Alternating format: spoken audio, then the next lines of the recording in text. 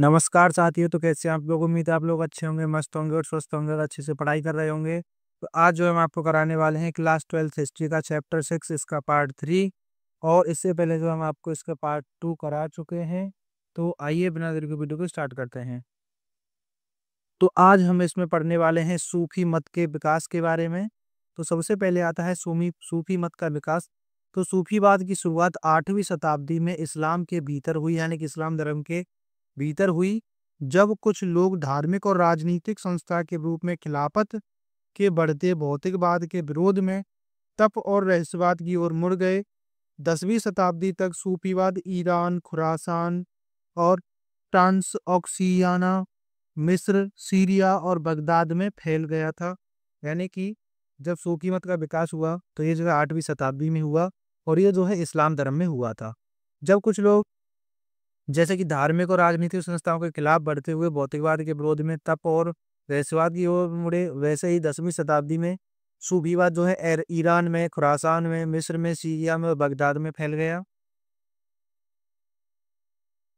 और इस अवधि में सूफी संतों और संप्रदायों ने अपनी आध्यात्मिक शिक्षाओं और प्रथाओं के माध्यम से इस्लामी दुनिया में एक मजबूत प्रभाव डाला। यानी कि 10वीं शताब्दी में जो सूफी संत थे या संप्रदाय के लोग थे, उन्होंने जो है आध्यात्मिक और शिक्षाओं और जो है अपने जो प्रथा, यानी कि जो प्रथा थी उनकी, उनके माध्यम से जो है उन्होंने इस्लामी दुनिया में एक मजबूत प्रभाव डाला था। आगे आता है 11वीं और 12वीं शताब्दी के दौरान भारत में सूफीवाद का प्रवेश हुआ और इसने जल्द ही दक्षिण एशिया में एक महत्वपूर्ण धार्मिक और सांस्कृतिक शक्ति के रूप में उभरा। यानी कि 11वीं और 12वीं शताब्दी में ये जो है, यानी कि जो सूफी मत का विकास जो है भारत में भी होने लगा और इसने बड़ी ही जल्दी एशिया में भी एक महत्वपूर्ण धार्मिक और सांस्कृतिक शक्ति के रूप में जन्म लिया और ये जो है उभरा।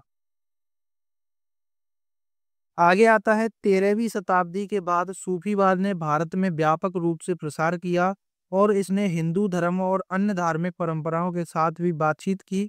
सूफी संतों ने भारत में सांस्कृतिक और सामाजिक सुधारों में भी महत्वपूर्ण भूमिका निभाई थी।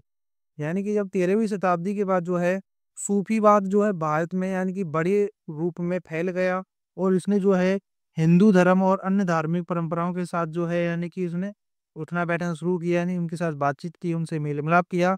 और सूफी संतों ने भारत में जो है सांस्कृतिक और सामाजिक सुधारों में भी महत्वपूर्ण भूमिका निभाई थी।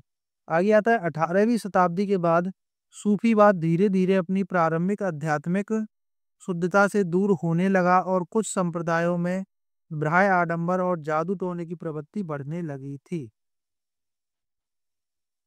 यानी कि 18वीं शताब्दी के बाद ये जो सूफीवाद, यानी कि सूफी मत का विकास हुआ, धीरे धीरे अपनी प्रारंभिक जो आध्यात्मिकता थी उसकी शुद्धता से दूर होने लगा और कुछ संप्रदायों में भ्राय आडंबर और जादू टोने की प्रवृत्ति भी इसमें बढ़ने लगी और इसका पतन होने लगा।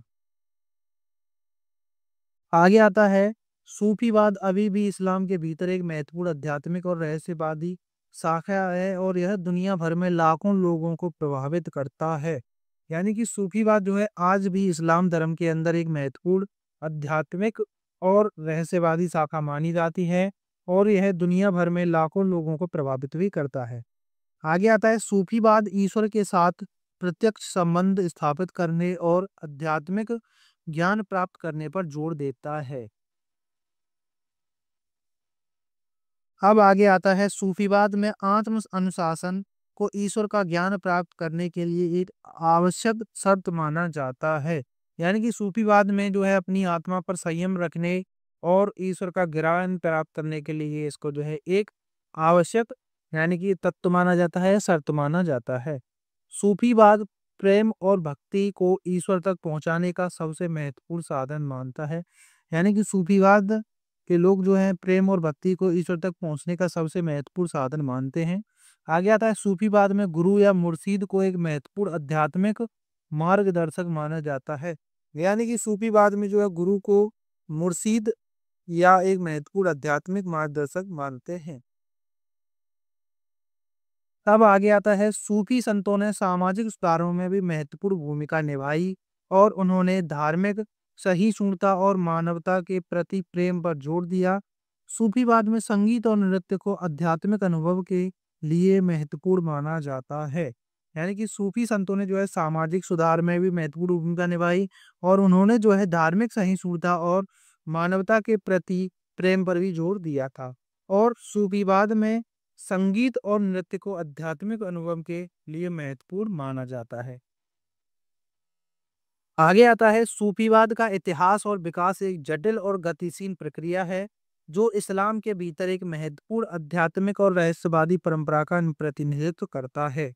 यानी कि सूफीवाद का जो इतिहास है ये जो है और इसका विकास जो है काफी ज्यादा जटिल और गतिशील रहा है और ये जो है इस्लाम धर्म में आज भी एक महत्वपूर्ण आध्यात्मिक रहस्यवादी परंपरा का प्रतिनिधित्व करता है। अब आगे आता है सूफी संप्रदाय। तो यानी कि सूफी संप्रदाय क्या है? तो सूफी बाद कई संप्रदायों या सिलसिले में विभाजित हो गया, जैसे कि चिश्ती, सुहरावादी यानी कि सुहरावर्दी, कादरी और नक्शबंदी। प्रत्येक संप्रदाय की अपनी आध्यात्मिक प्रथाएं और शिक्षाएं थी, लेकिन सभी का लक्ष्य ईश्वर के साथ गहरा संबंध स्थापित करना था। यानी कि जो सूफीवाद था बाद में उसका जो है कई संप्रदायों और सिलसिलों में उसका जो है विभाजन हुआ, जैसे कि चिश्ती संप्रदाय, कादरी संप्रदाय, नक्शबंदी संप्रदाय और सुहरावर्दी संप्रदाय। तो इनमें जो है इसका विभाजन हुआ सूफीवाद का, लेकिन फिर भी प्रत्येक संप्रदाय की अपनी जो है आध्यात्मिक प्रथाएं और शिक्षाएं थी, लेकिन सभी का लक्ष्य एक ही था कि ईश्वर के प्रति गहरा संबंध स्थापित करना या ईश्वर के प्रति यानी कि प्रेम स्थापित करना। अब आता है खानका और सिलसिला क्या होता है। तो ये क्वेश्चन जो है आपसे 2 नंबर में पूछा जाता है। कभी कभी आपसे पूछा जाता है खानका किसे कहते हैं और कभी कभी पूछा जाता है कि सिलसिला किसे कहते हैं। तो खानका एक सूफी मठ या आश्रम है जहाँ सूफी संत रहते हैं और अपने शिष्यों को आध्यात्मिक मार्गदर्शन देते थे। सिलसिला सूफी वंशावली और आध्यात्मिक उत्तराधिकारी की श्रृंखला होती है। यानी कि जो खानका होता है ये जो है सूफी संतों का, इसको जो है आप आश्रम कह सकते हैं या उसको मठ कह सकते हैं, जहाँ सूफी संत रहते थे और अपने शिष्यों को जो है वो जो है आध्यात्मिक मार्गदर्शन का ज्ञान देते थे। और सिलसिला जो है वो जो है सूफी वंशावली यानी कि सूफी बाद की जो वंशावली और आध्यात्मिक उत्तराधिकारी की श्रृंखला होती है। तो खानका यानी कि खानका शब्द का अर्थ है मठ या आश्रम। आगे आता है यह सूफी संतों के रहने की जगह और आध्यात्मिक शिक्षा देने के लिए इस्तेमाल होता था। यह सूफी संतों और उनके अनुयायियों के बीच एक महत्वपूर्ण स्थान था जहां वे आध्यात्मिक विषयों पर चर्चा करते थे और ज्ञान प्राप्त करते थे। यानी कि जो सूफी संत रहते थे वो जो थे वो जो है रहने की जगह और आध्यात्मिक शिक्षा देने के लिए इस्तेमाल किया जाता था। और यह सूफी संत और उनके अनुयायियों के बीच एक महत्वपूर्ण स्थान था जहां वे आध्यात्मिक विषयों पर चर्चा करते थे, सिलसिला में और खानका में। आगे आता है कि सूफी संतों के निवास स्थान को खानका कहा जाता था, जो अक्सर मिट्टी से बने होते थे और उनमें 1 या 2 कमरे होते थे।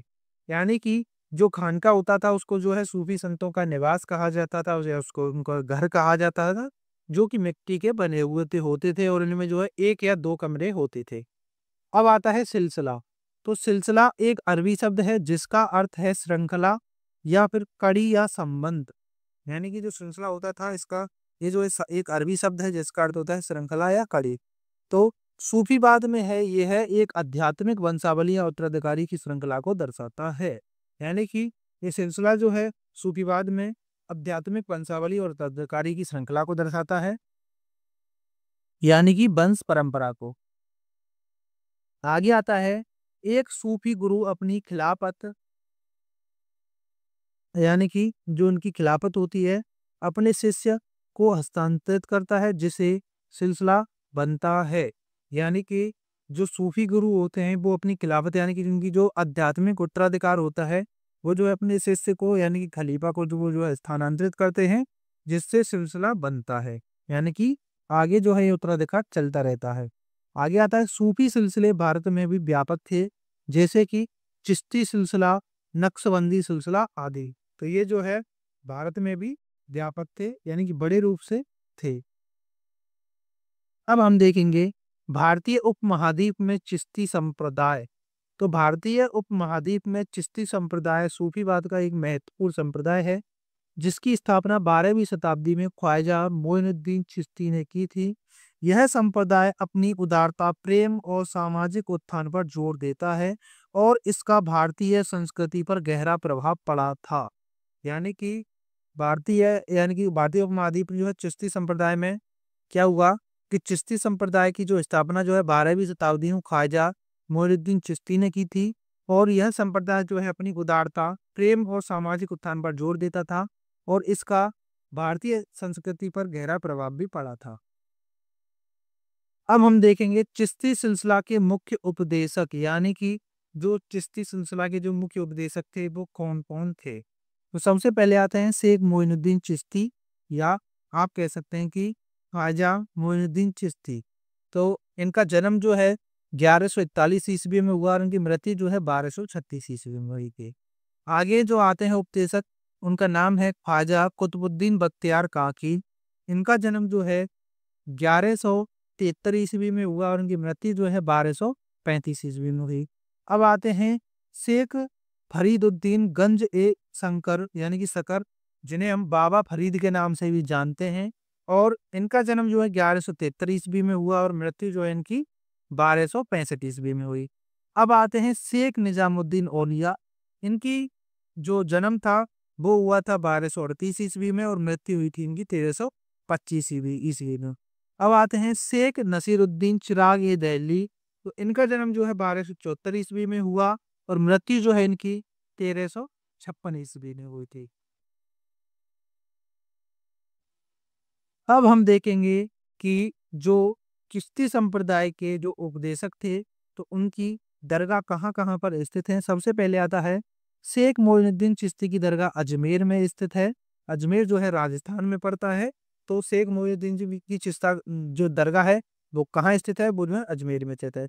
आगे आता है ख्वाजा मोइनुद्दीन यानी सॉरी ख्वाजा कुतुबुद्दीन बख्तियार काकी की दरगाह दिल्ली में स्थित है, जो कि भारत की राजधानी है। आगे आता है शेख फरीदुद्दीन गंज ए सखर की दरगाह अजोधन यानी कि पाकिस्तान में स्थित है। अजोधन पाकिस्तान में एक शहर पड़ता है, तो उसी में जो है ये स्थित है।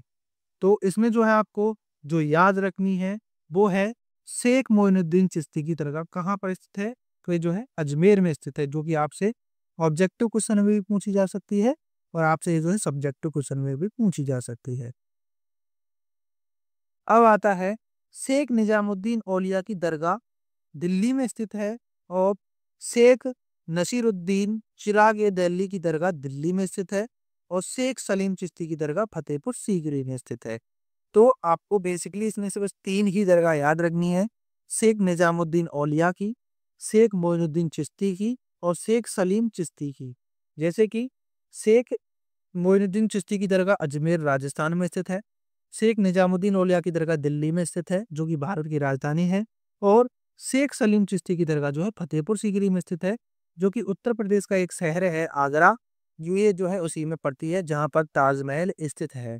तो ये भी आपको याद रखना है। अब आगे आता है चिश्ती संप्रदाय की भाषा और संपर्क। तो चिश्ती संप्रदाय के संत और अनुयायी लोगों की भाषा जैसे कि हिंदी, फारसी आदि का उपयोग करते थे ताकि वे आम जनता के साथ आसानी से संवाद कर सकें, यानी कि वे जुड़ सकें। बाबा फरीद ने भी क्षेत्रीय भाषा में काव्य रचना की, जो गुरु ग्रंथ साहिब में संकलित है।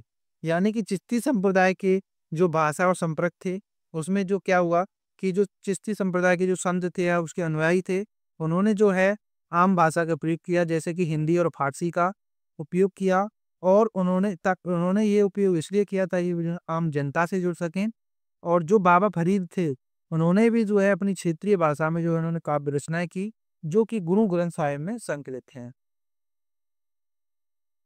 अब आगे आता है कि कुछ और सूफियों ने लंबी कविताएं लिखी जहां ईश्वर के प्रति प्रेम और मानवीय प्रेम के रूपक के द्वारा अभिव्यक्त किया गया। उदाहरणतः मलिक मोहम्मद जायसी का प्रेमाख्यान पद्मावत और चित्तौड़ के राजा रतन सेन की प्रेम कथा के इर्द गिर्द घूमता है।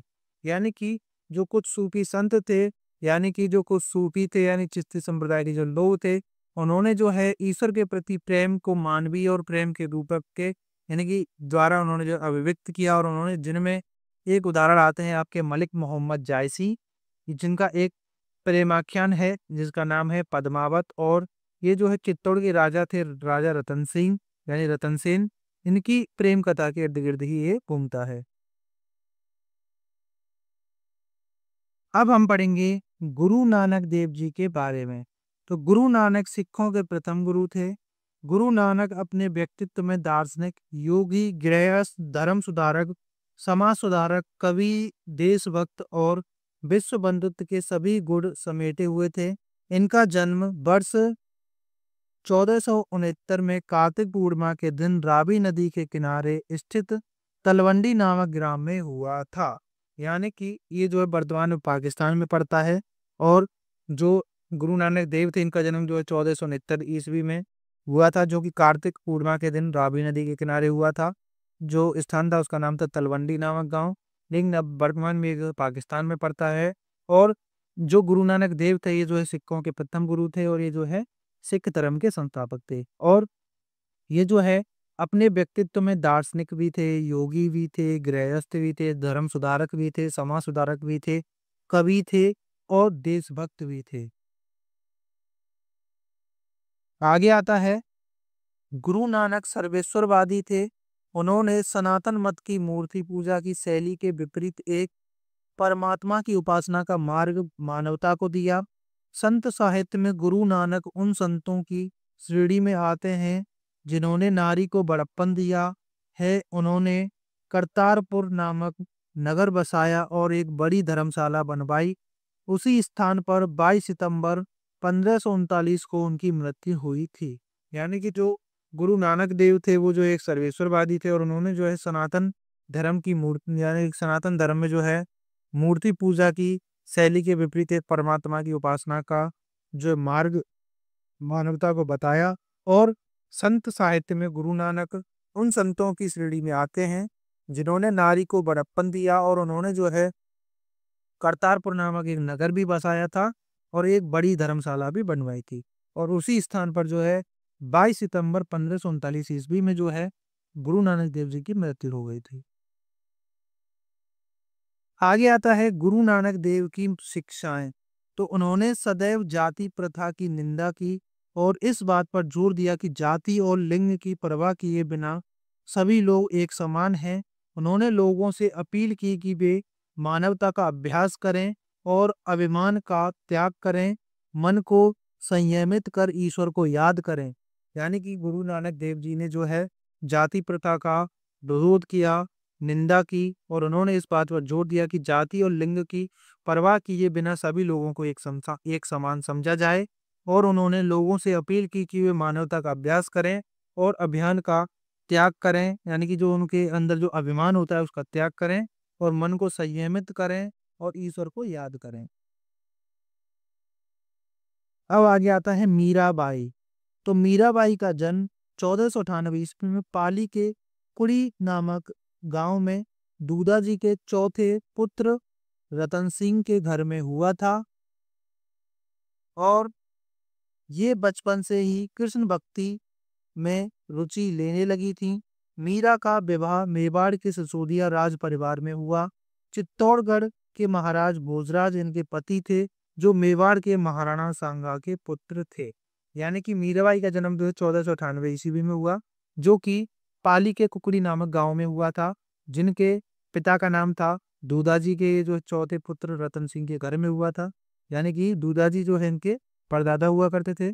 और बचपन से ही ये जो है कृष्ण भक्ति में जो है रुचि लेने लगी थी। भगवान कृष्ण जी जो है भक्तिन बन गई। और मीरा जी का विवाह जो है एक मेवाड़ के सिसोदिया राज परिवार में हुआ, जो कि चित्तौड़गढ़ के महाराज भोजराज इनके पति थे और जो मेवाड़ के महाराणा सांगा के पुत्र थे। आगे आता है, उनके पति 1598 में दिल्ली सल्तनत 1518 में दिल्ली सल्तनत के साथ चल रहे युद्धों में से एक में घायल हो गए थे और 1521 में युद्ध के घावों से उनकी मृत्यु हो गई। खानवा के युद्ध में बाबर पहले मुगल सम्राट के खिलाफ उनकी हार के कुछ दिनों के बाद उनके पिता और ससुर राणा सांगा दोनों की मृत्यु हो गई थी। यानी कि जब 1518 ईस्वी में दिल्ली सल्तनत में जब युद्ध चल रहे थे, तो ये जो है इनके पति घायल हो गए उसमें, और 1521 ईस्वी में ये जो है युद्ध के घावों से जो उनको घायल हुए, तो उनके कारण जो है इनकी मृत्यु हो गई। और खानवा के युद्ध में जो है आप जानते हैं कि 1527 में हुआ। तो पहले जो मुगल सम्राट के खिलाफ उनकी हार के कुछ दिनों के बाद उनके जो पिता थे और उनके ससुर थे राणा सांगा, उन दोनों की भी मृत्यु हो गई थी। यानी कि मीराबाई के जो ससुर थे और उनके पिता थे, इन दोनों की मृत्यु हो गई, इनके पति की भी मृत्यु हो गई। आगे आता है, पति की मृत्यु के बाद उन्हें पति के साथ सती करने का प्रयास किया गया, किंतु मीरा इसके लिए तैयार नहीं हुई। मीरा के पति का अंतिम संस्कार चित्तौड़ में मीरा की अनुपस्थिति में हुआ। पति की मृत्यु पर भी मीरा माता ने अपना श्रृंगार नहीं उतारा, क्योंकि वह गिरधर को अपना पति मानती थी। यानी कि भगवान कृष्ण को वो जो है अपना पति मानती थी, और उन्होंने जो है अपने पति की मृत्यु के बाद भी जो है उन्होंने अपना श्रृंगार नहीं उतारा था, बल्कि आप जानते हैं कि जब कोई औरत विधवा हो जाती है तो उसका श्रृंगार उतार दिया जाता है। और लेकिन इन वहाँ पे लोगों ने जो है इनके साथ जबरदस्ती की, इनको जो है यानी कि जबरदस्ती ऐसे की कि इनको जो है सती यानी कि होने के लिए इनको मजबूर किया गया। लोगों ने इनको जबरदस्ती कहा कि ये जो है सती होंगी, लेकिन उन्होंने उसका विरोध किया और ये जो है वहां से भाग आई। और वहां से भाग आने के बाद ये जो वृंदावन में आकर बस गई और यहीं पर जो है इन्होंने कृष्ण भक्ति की। तो अब जो है ये हमारा चैप्टर यहीं पे समाप्त होता है। उम्मीद है कि आपको ये चैप्टर अच्छे से समझ में आया होगा। अगर आपको ये चैप्टर समझ में आया हो तो प्लीज़ वीडियो को लाइक कर देना। आप चैनल पर नए हो तो चैनल को सब्सक्राइब कर देना। अब आगे जो है आपको ये अच्छे से समझ में आने वाला है, क्योंकि अब इसके जो है आपको ऑब्जेक्टिव क्वेश्चन जो आपसे पूछे जाते हैं और सब्जेक्टिव क्वेश्चन जो कि आपसे अच्छे से पूछे जाते हैं, जो कि हम आपको कराएंगे, जो कि आपकी परीक्षाओं में महत्वपूर्ण होंगे। तो मिलते हैं किसी नेक्स्ट वीडियो में, तब तक के लिए जय हिंद, वंदे मातरम।